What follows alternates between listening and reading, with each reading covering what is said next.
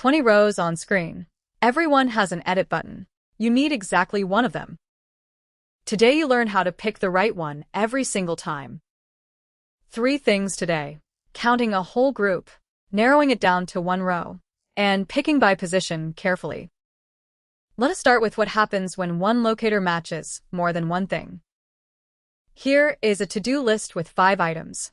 One locator matches all 5 at once. Back in episode 4, that was an error.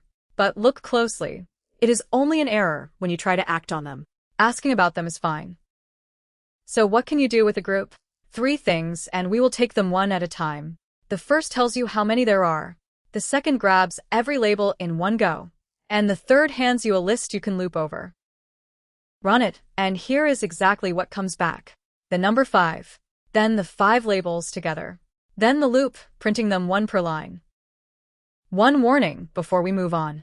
If you want to check how many there are, do not use count yourself. Use expect. One of these asks once and gives up. The other keeps checking for 5 seconds.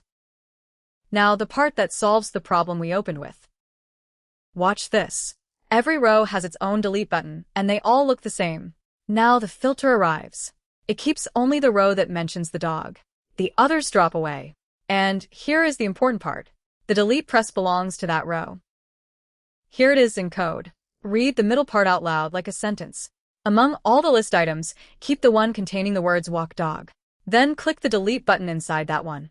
There is also a second kind of filter, and it keeps rows by what they hold inside them like a ticked checkbox. Quick check. This gets asked in interviews. 20 rows, each with an edit button. You want the one on Trinity's row. Pause here if you want a longer look. Ready? The answer is C. Filter finds the row by what it says.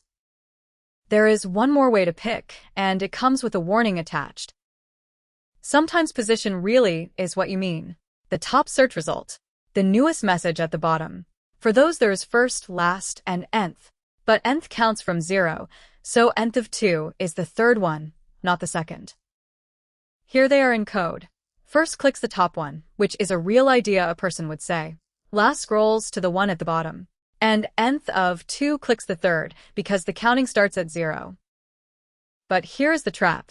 You write nth of 2, because Trinity happens to sit third today. Then somebody adds one user. The list resorts. Your number has not moved, so it is now pointing at a complete stranger. The filter simply followed her.